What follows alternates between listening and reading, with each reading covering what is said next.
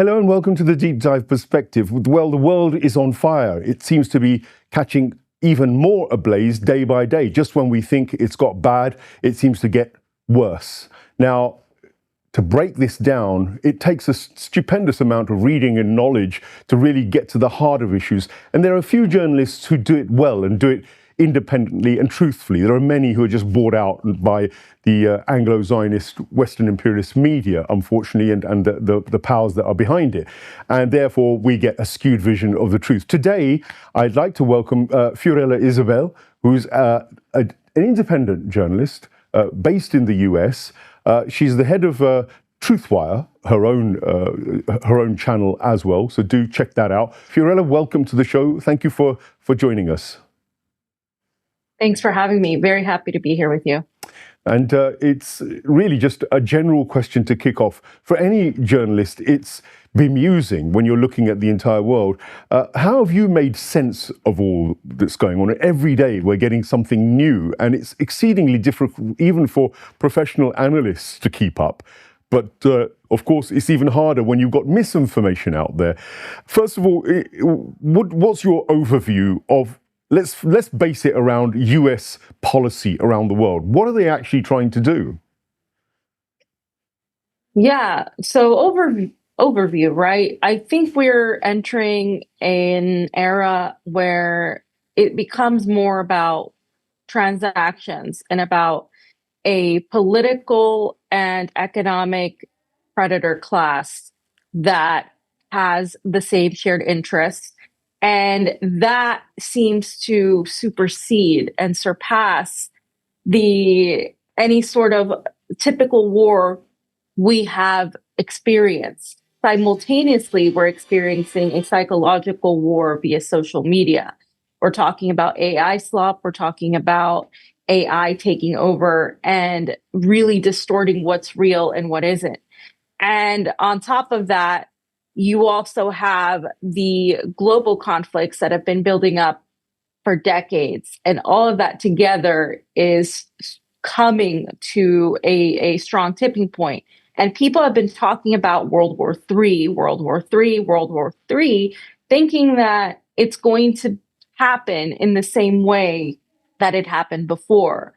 But the reality is, because of social media, because of the internet, because of the pace that information is driving us and driving towards us, and it's so fast and ever changing now that people can't possibly keep up, and so it creates chaos and confusion, and that's all part of this.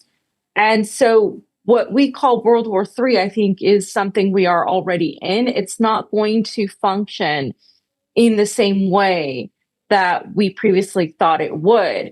And there are reasons why I say this, and there's a lot of alarmism going on about potentials of nuclear war, and I don't want to dismiss that potential because I think that potential is always there, specifically coming from the United States and Israel, the two powers that have zero respect for international law, that have zero respect, and you could even say the UK and much of NATO are extremely well aligned with that. But right now, I see that we're entering this, what I would call a Pax Judaica, an era where it's becoming not just about the United States, but also Israel, but also the interests of this global elite.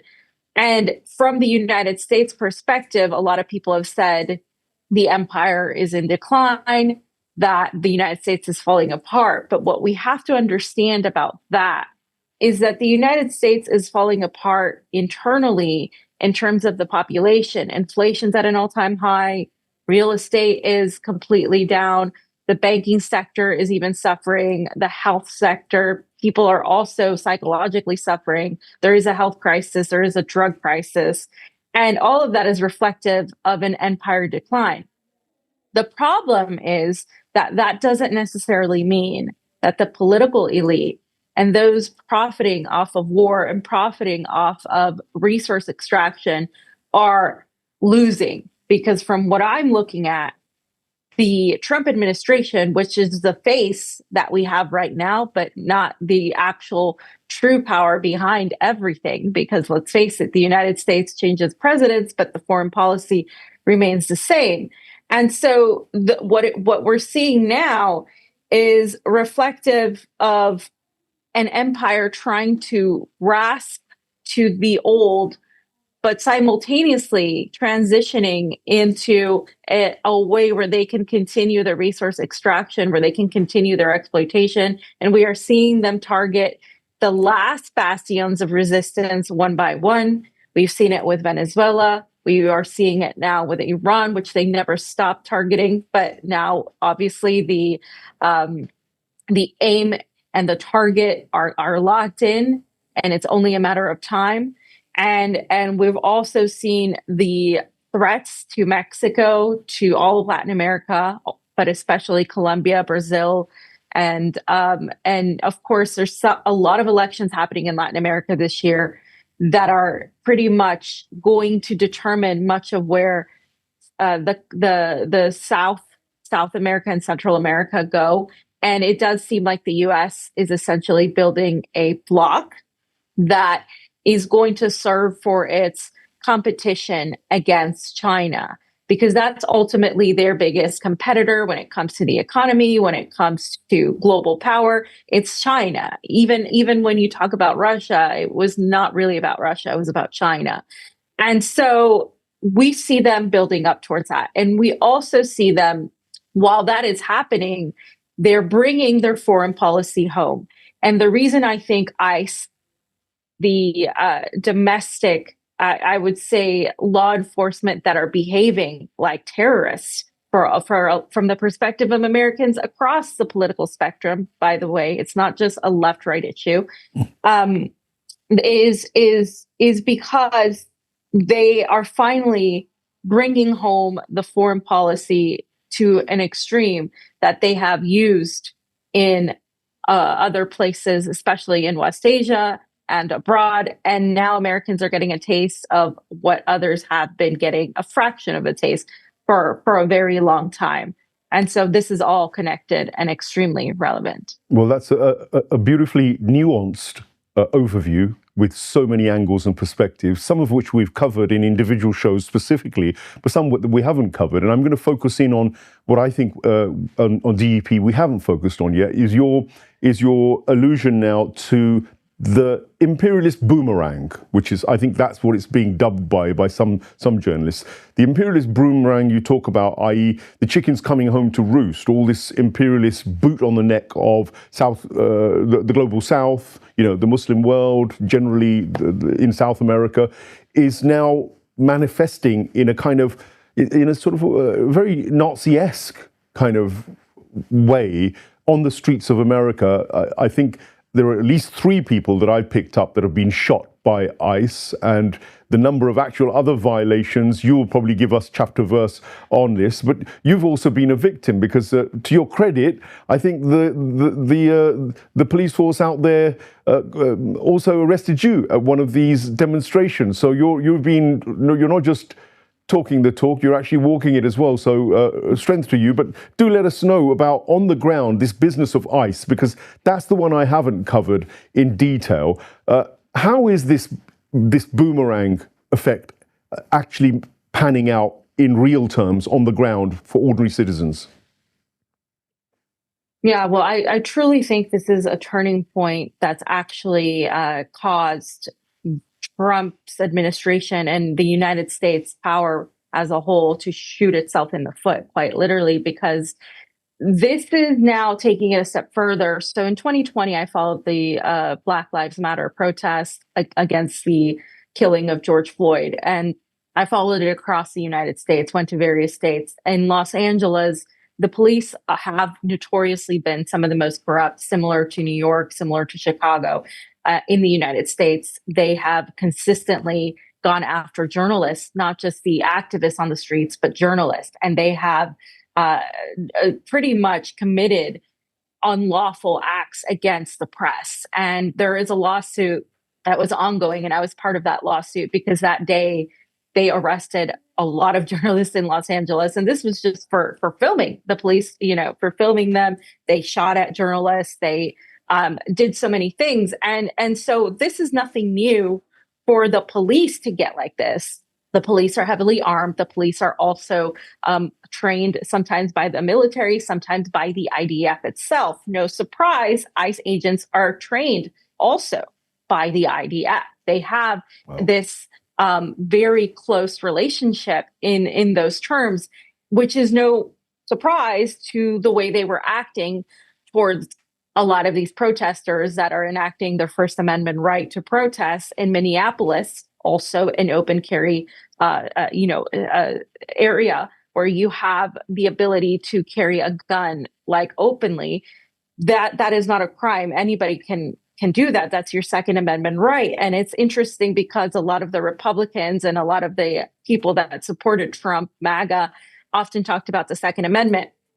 And said it was great. And it happens in Minnesota very often. We saw it with the George Floyd. We've seen it with other protests. There was Renee Good that was shot first, the woman, the mother, and then there was, of course, Alex Pretty that's been shot, as well as many others have been injured, by the way, just not killed in this way.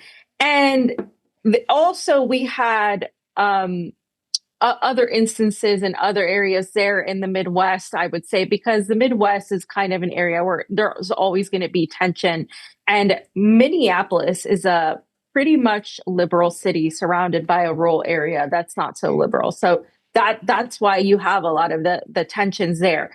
But in this case, Alex Pretty was a guy that many in the right should like. He worked for the VA. He was an ICU nurse.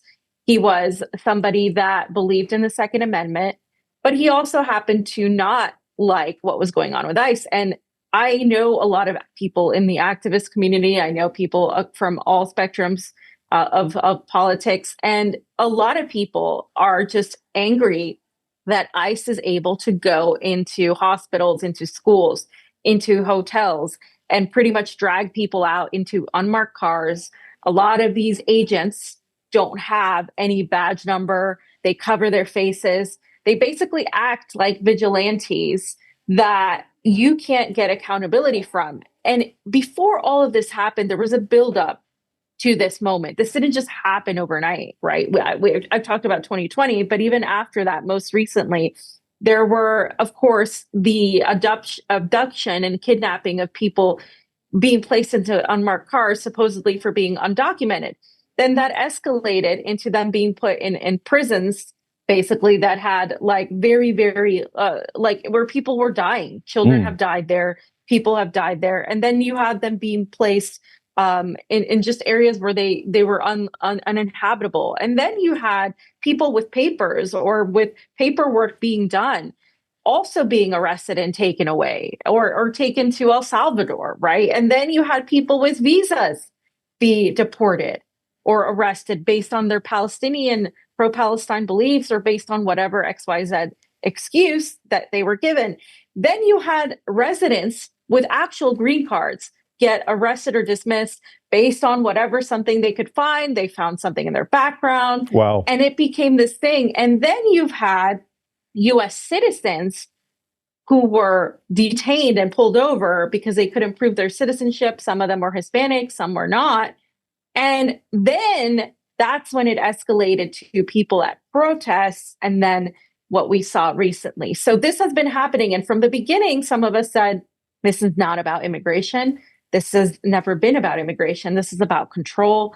This is about surveillance, the technology, the Palantir-backed technology, the elite mobile app that's ingrained in ICE, in the system that ICE uses to literally find the exact location of where people are and the information of who they are, their whereabouts, everything is backed by Palantir. Let's not forget that Trump's entire administration has been embedded with Silicon Valley big tech.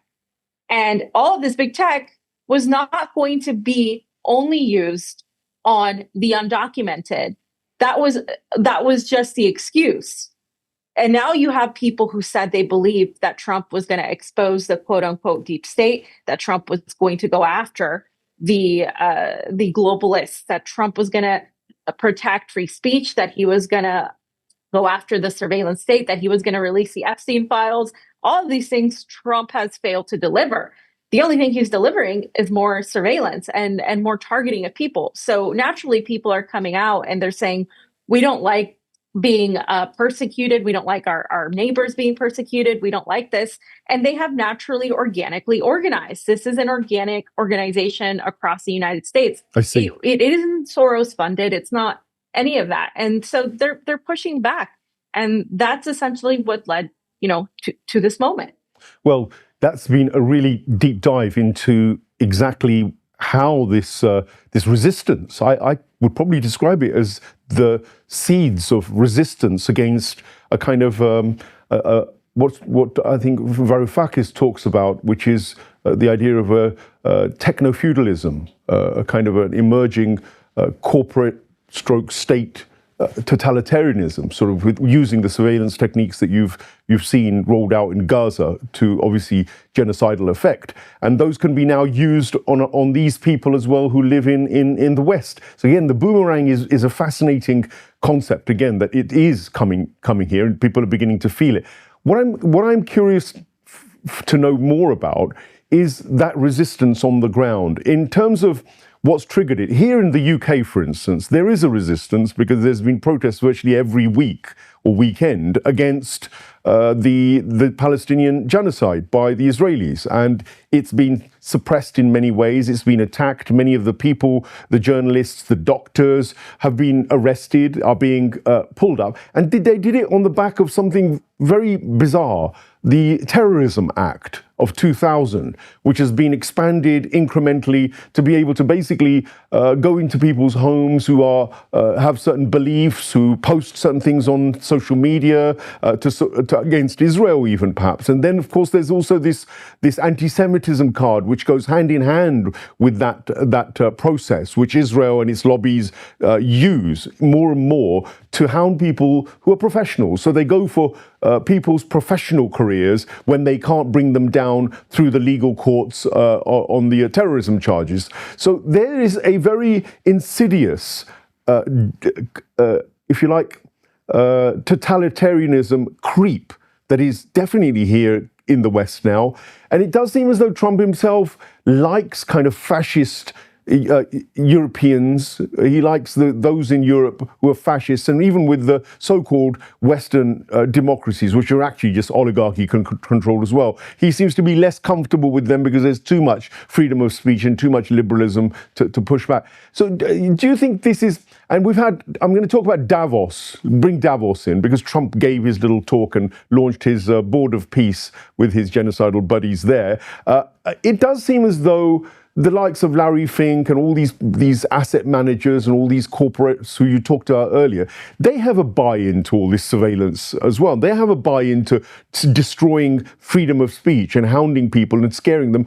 Do you think there is a link up here? You talked about Palantir, etc. There seems to be this constant crossover. So is it a case of the resistance that's emerging on the ground actually waking up and realizing that actually they got these oligarchical kind of outfits, in fact, just taking away all their rights?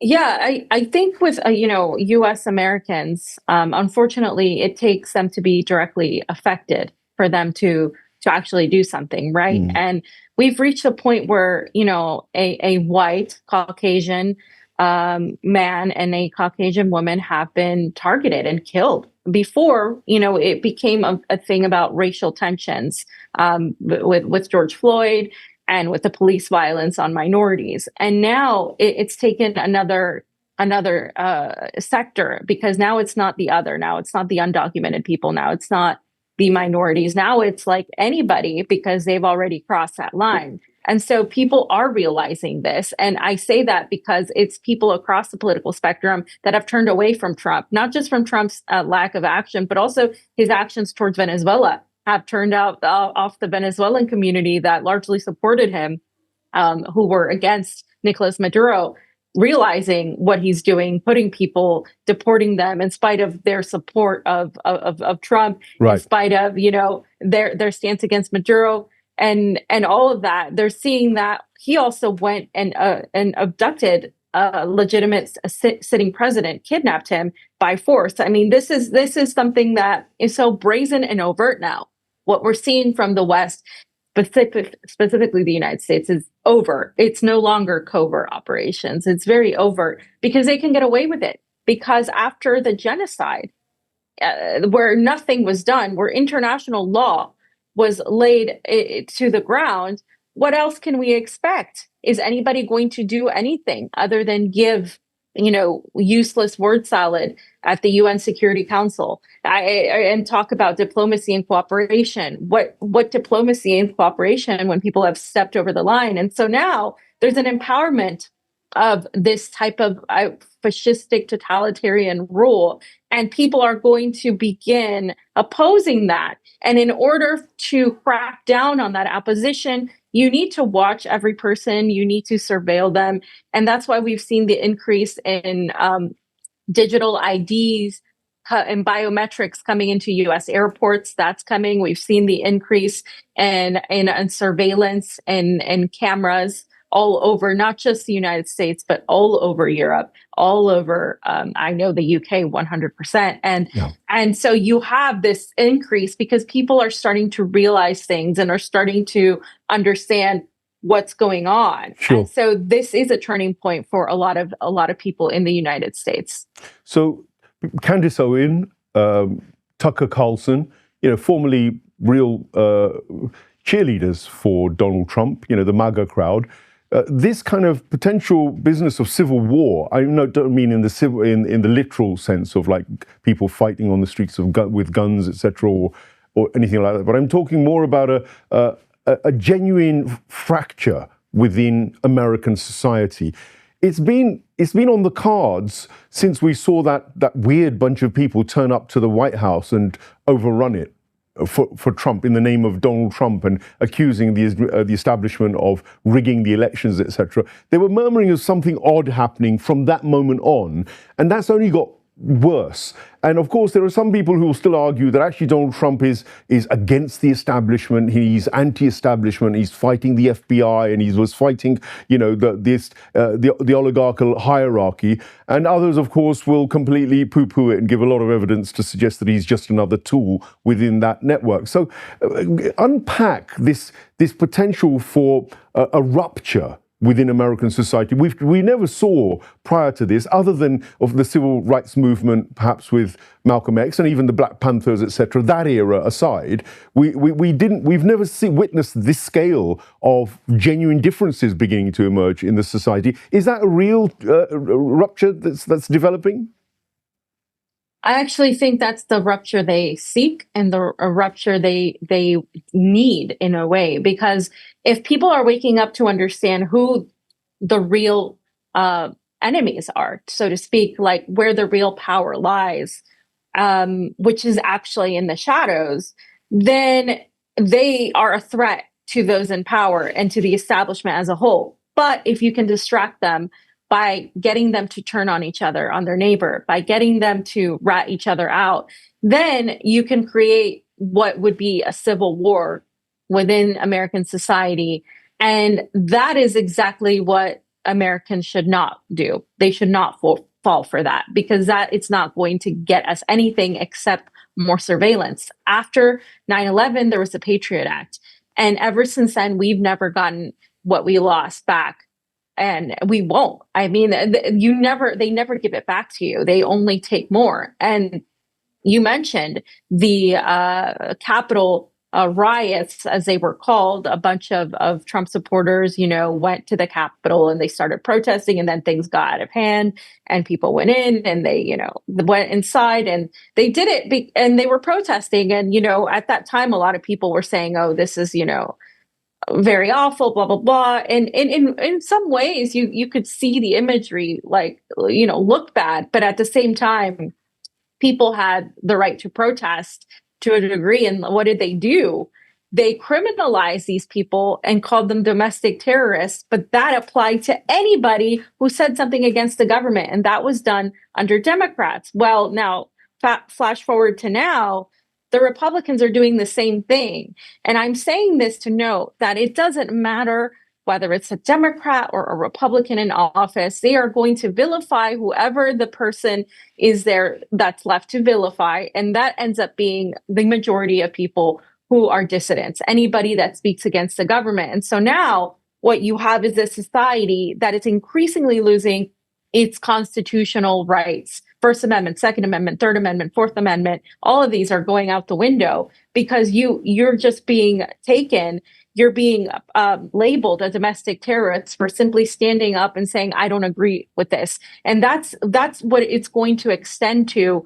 And I think US Americans need to be careful to not be lured into this trap, because there's always going to be infiltrators. There's always going to be people trying to get people to do things that the government can say are violent riots, which they're already saying, and enact laws to counter that, which will, of course, be the ultimate goal of control, because then people will not act out or things will be more quelled and it will be difficult for them. And I think, the UK is actually, I think, in many ways ahead of that, of the United States on this.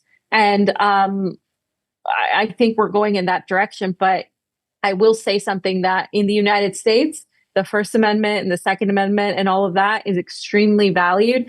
And people will really, that might be a time when they actually go out and do something about it. So we'll have to see on that. Well, in terms of the short-term impact of what's happening, do you think that this reaction to ICE and the protests we see and the demonstration, first of all, is that going to be a long-running thing, rather like the Gaza genocide protests were here? I mean, they're still going on here. I mean, there is a movement. There are question marks about the left and its real sincerity towards that, and whether it's also controlled opposition that just limits things to a certain kind of protest, because there's no real move for genuine change. There's no move for rolling back the Terrorism Act here, which is probably the equivalent of your Patriot Act in the US. Do people have that sense that actually, in order to get back their rights, in order to push back genuinely in a meaningful way, with this kind of what I think is the hijack of democracy, if we ever had a democracy in these nations, because the oligarchs have only really seemed to allow democracy of a certain kind, limited within certain parameters. But do you think this awakening is going to be consistent? This kind of resistance will become bigger, or will they manage to divide it and destroy it, distract it, disrupt it, and do that old technique, mirror, match, pace, lead, get in amongst all these movements and fragment them and give them a lack of direction? Yeah, unfortunately, that's notoriously what they do, and they're successful. They've fragmented pretty much every movement that started out as a genuine movement and infiltrated it with controlled opposition, infiltrated it with agent provocateurs. And this always happens. It even happened during the civil rights movement. And it definitely happened during the Black Lives Matter and George Floyd movements. And now, of course, you already have a lot of people on the right saying this is fake, this is a psyop, that this is George Soros. So you already have this divisiveness. And the thing is, they want people to feel helpless. They want people to feel like they cannot enact change. And they want people to be emotional and act out. So I think what is going to happen largely depends on if the population is ready, if the American people are ready. And I honestly think they are not just yet, because they are still too comfortable. In the United States, we value comfort, big houses, big cars, Netflix, a lot of order in Uber Eats, and all of these things. Like, people are used to having their comfort. And until that is disrupted, once that is disrupted, yes, that's a no-brainer, but it's not being fully affecting the majority of the population. Right now, it's affecting people that are going out to protest against ICE, but it is affecting a lot more people than before, because ICE is going into a lot of different communities. So yes, things are escalating, but it's not going to happen like overnight. I mean, I do think these protests aren't going to go away as long as ICE continues acting the way they're doing. This is why you've seen Donald Trump and his administration pull back the rhetoric where they called Alex Preddy a domestic terrorist, to now where they actually said, okay, we need to do an investigation. Initially, they said he was brandishing a weapon. The video shows very well that he didn't have, they took away his weapon and then they shot him. So I think what is going to happen is we're going to see the protests continue, especially this weekend and weekend by weekend. But I don't know if it's going to be enough to say have any sort of like revolt, revolution. I think what we are in more danger of is a civil war, unfortunately. And that civil war, in a way, one theory that's also being thrown out there is that the bigger oligarchical powers actually might be quite for the idea of cutting America down to size. Clearly, by involving America in this kind of open imperialism where, they're going around, fighting in wars. There's a rumor that the Chinese open war against China will gather pace. There's clear indications that the Iran situation is just, it's just out of control. There's a clear scenario there in Russia where the West is still engaged with Putin fighting a war against Russia, whether America's doing it reluctantly or otherwise under Trump. Nonetheless, they're still there. They're still doing what they do. And we've also seen, of course, that they're disrupting their own lifeline in Europe. Former allies in Europe are being spun away because of the Greenland threat and other threats like tariffs, etc. So there's this kind of fragmentation process. And if, of course, the Straits of Hormuz get shut down at any stage, and the Bab el-Mandeb, for instance, gets shut down, and the Suez gets affected, that's a knock-on effect in terms of oil and resources and supply chains and food supply chains, even for the US. Even if they were managed to secure the Venezuelan oil, which isn't a guarantee at the moment, 100%, or to try and offset anything that goes on in the Middle East, or the West Asia, where they're rumbling for war. It seems as though all of this, again, the boomerang effect would be on America as well, that the American public and the American economy would suffer. But in these scenarios, Fiorella, I always think that it's irrelevant whether a particular country's economy suffers to those who are actually the money power, because they can shift their computers, their money from Wall Street overnight, and they can go off to, they could go off to Hong Kong, they could go to Frankfurt, or wherever they chose. So money power, which actually seems to puppeteer even Donald Trump and co., could just shift, and they could bankrupt America overnight with its $38 trillion debt, which already now is ballooned. Who do they own that money to? One assumes they own it to the same money power, banksters or whoever they are. Now, that makes me think that we saw it in the First and Second World War over a period of 50 years where British colonialism and European colonialism was arguably downgraded through internal civil war, through wars, world wars. It depleted them, it destroyed them generally as the preeminent power. And what replaced it was slow US imperialism, arguably. And now US imperialism has had its 100 years of being used, and the world doesn't trust America anymore. So is it that we're going to get a new policeman in the world? Is there a new world order that is being emerged, and that Trump is just like a wrecking ball being used to accelerate that process? Of course, with all these transhumanist agendas and what we mentioned about techno-feudalism, etc. earlier, that could be a feasible theory that Trump is actually trying to undermine America itself deliberately. Yeah, I see why people have that theory because, like I said earlier, just because the U.S. as we used to know it, the American dream and all of these things are in decline for most people, the people that are not in decline right now are the very rich, like Trump and his circle and a lot of the political elites. They're going to come out of this just fine. For them, it doesn't matter, if there is a war or not, to a degree, as long as their assets are protected. It is only when their interests are at risk that it does matter to them. And so I do think we are entering the era that a lot of people have talked about positively of a multipolar world order. But it is just a new world order. And what does it mean? It just means more seats at the table, because you've seen Russia and China come up, and India, you could say, they're all part of BRICS. And now they're having more seats at the table. They're having negotiations. They're able to really show that they've held their own militarily and as world powers.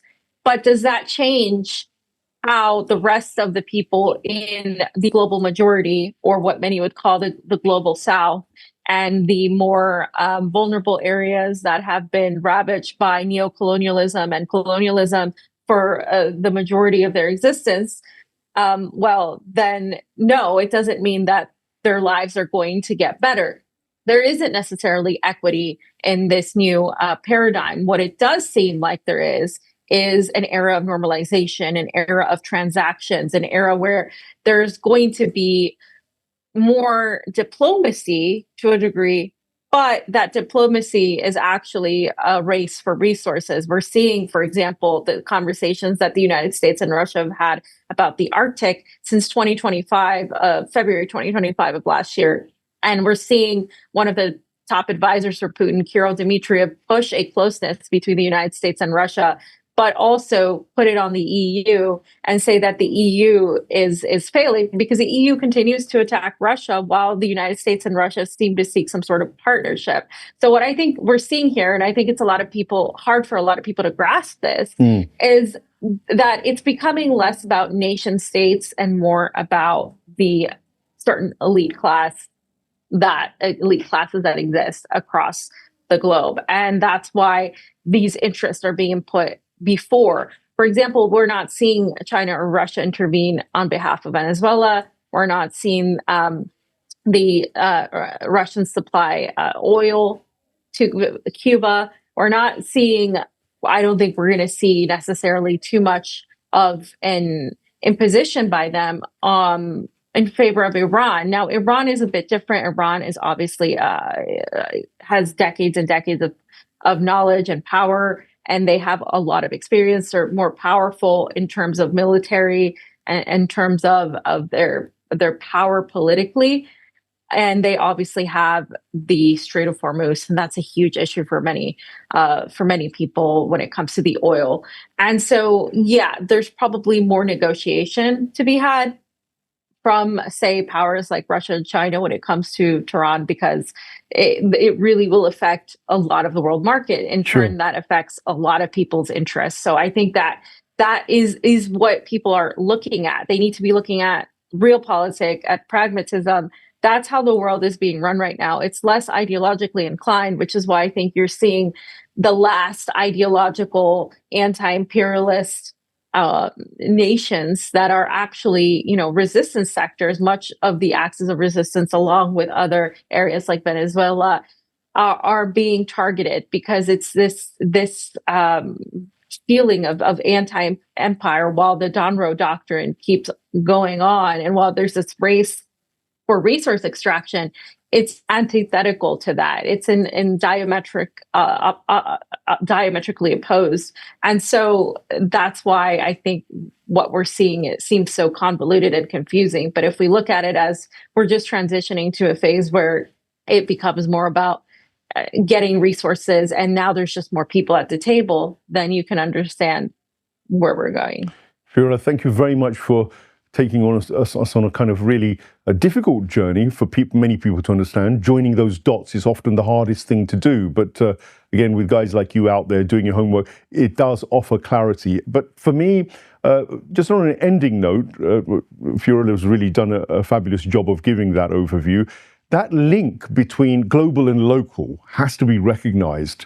So those ICE people on the ground that are implementing, policies which basically violate the rights of American citizens and others, is no different from the American government sending its military forces out to West Asia and putting a boot on the neck of the poor people out there and destroying their sovereignty, taking away their rights and violating every kind of international law in the book. I see no difference. And so if you think that whatever happens on a global scale isn't going to affect you, then I think the Minnesota incidents, the ICE factors, has to be connected to that wider issue. And this idea of the boomerang and the imperialist boomerang, which is hitting America itself slowly but surely, albeit maybe is just like a boiling of the frogs scenario at the moment. They're not going to do it all at one go, because then you'll all rise up and wake up and you'll all recognize that we conspiracy theorists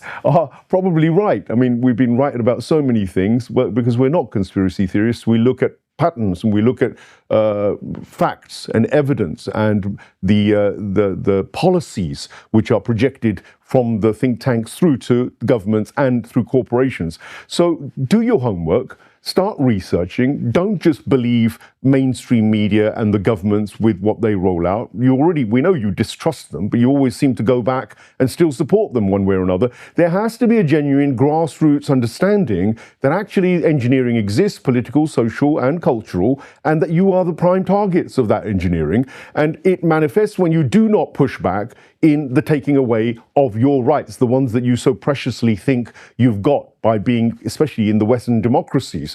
I think until we get that realization, until we understand that we're all part of the same axis of resistance around the world, which is being oppressed and suppressed by the same parasite cult that causes these wars and is implementing these wars, then what we're going to be is divided, and we're going to be fragmented and much more easily controlled to the point where, you know, people like Bill Gates and the Palantir people and the people over at Davos and the likes of Larry Fink are all conspiring to even come in and control you digitally from within your own bodies. You know, hacking human beings is the worst nightmare that I can imagine, along with the digital IDs and everything else that's rolled out. They have a plan. There is a plan for transhumanist control and almost the eradication of humanity as well, because they got AI and robots available. Why do they need you? You know, they need to depopulate you if they're going to go that direction. If humanity no longer serves the purpose of being a productive agency for the parasite elite, then of course you've got to reduce them, and they are reducing your populations. All the Western countries are palpably in reduction in terms of population, and the rise of AI and robotics and other virtual reality lifestyles that are being pushed is no different. So what Fiorella has really outlined in terms of real impact on your lives through the violations of ICE is, to me, very much connected to a much bigger picture, and she's hinted at that as well. Fiorella, thank you very much again, and I've just tried to tuck in for everybody what I think is what you're very aware of and pushing, and we'd love to have you on the show over and over again, because your narratives, there were so many that I couldn't pick up on and expand, but we'd love to invite you back and for you to have a chance to expand on a lot of those things. And good luck on all your independent journalism, and we'll see you soon again. Thank you so much. Thank you very much. Yeah, and to the audience, thank you for watching this edition of Deep Dive Perspective. Like, share, and subscribe. It's the only way we're going to beat the algorithms, because they're also censoring us and the likes of Fiorella. You can bet on that. So we need you to take responsibility and share our work, because you're not going to get these voices on mainstream programs. You know, Piers Morgan isn't going to be inviting us a lot for very soon, because they're part of the controlled opposition that engineers you in other ways. Our job is to remind you, your job is to act. Thank you very much for watching this edition.